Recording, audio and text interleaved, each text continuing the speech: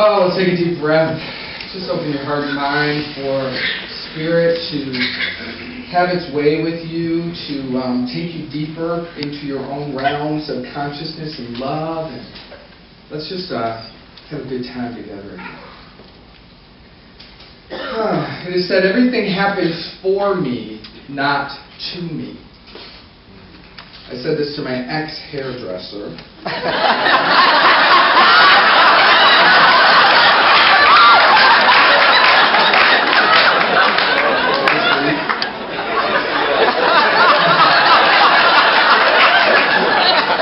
As I looked in the mirror, and I went,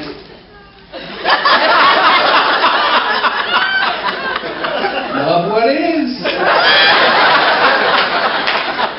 Love what is.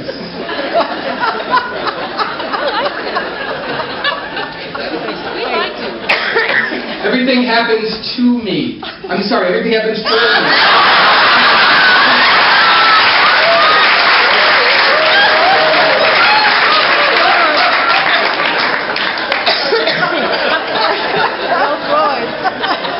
Take a deep breath.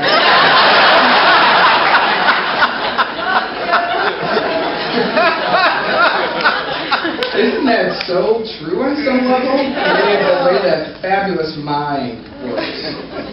Everything happens for me, not to me. Let's breathe this in. How would you be different in your life if you really embraced and believed this? This is really important. Because if you practiced moving through your life that everything happens for me, you will have a shift in the way that you participate in life, the way you view life. And that shift, I have no doubt, will absolutely cause greater freedom, peace, prosperity, greater life. It is that idea of loving what is. So, Bodhi is like a buffet. We're the Bodhi buffet. And what I mean by that is that there are some spiritual communities that drill down into one idea. And they build an entire reality around that particular idea. And Bodhi is a spiritual community that builds its spiritual foundation on principles. And we teach multiple principles, and we use multiple avenues to access those principles.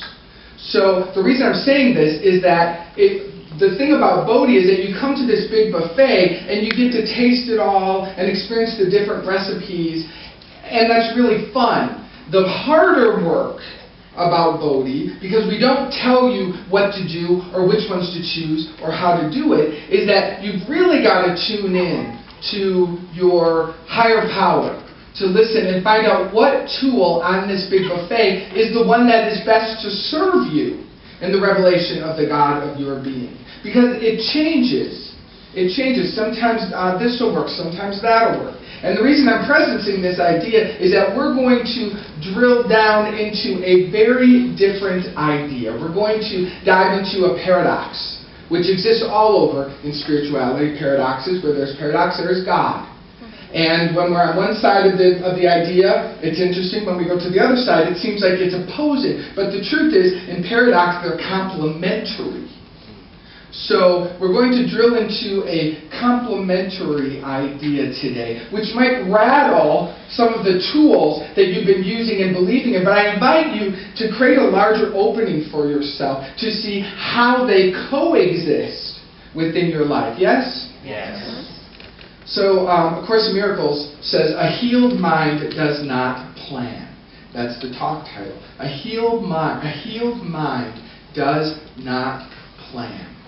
Already we're in paradox because, we're a community of let's vision, let's set intention. What are your goals? What are your dreams? What are your desires?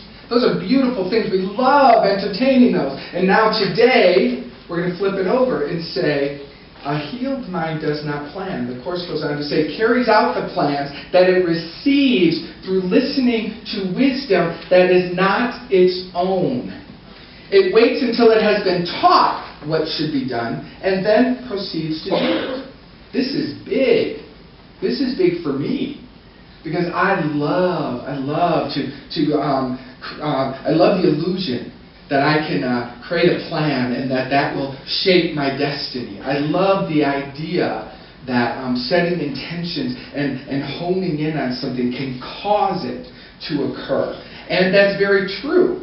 And yet now we're flipping to the other side going, what's in it? What is dangerous about that idea? What doesn't work about that idea? And when is it best for us not to plan? I will say to you what I know for myself, and actually what I know, is that as we matriculate through the different levels of consciousness, that when you get to the use me, I am consciousness, you don't plan. There is no planning that occurs. So if there's 4 levels of consciousness, to me, by me, through me, and as me. I'm actually going to teach more about those in June. But just to go over those very quickly, to me and by me are not to me. To me, we just think everything's happening to me and you're screwed.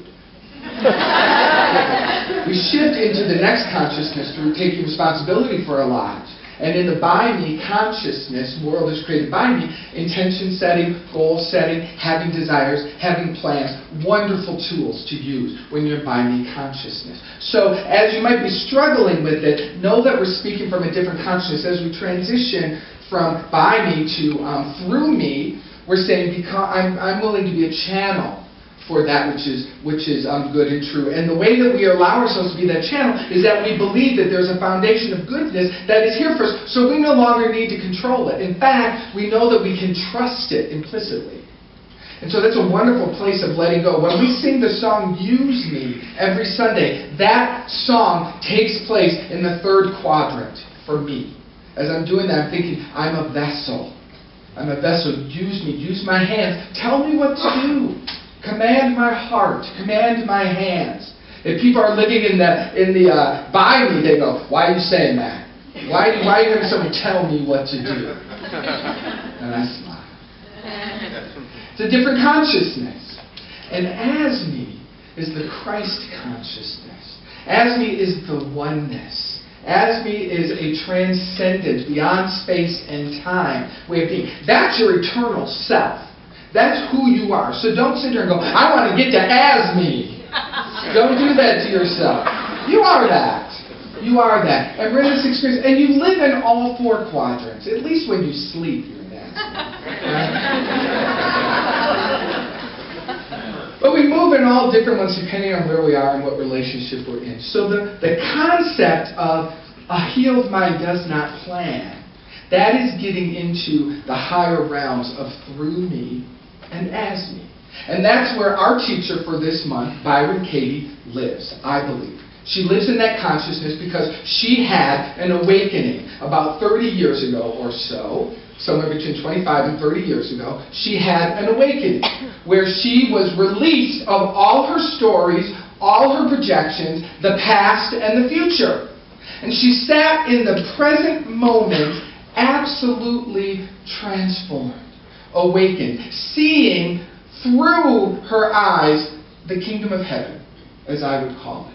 So she was lifted up into the higher realms of consciousness. And then she downloaded a very simple process called the work, which we've been talking about this whole month, on how to access that consciousness. Because what's in that consciousness is freedom, is peace, is a grace that is beyond our human understanding, something we could never make up or contrive or anything. We couldn't cause it. And yet all we can do is allow it.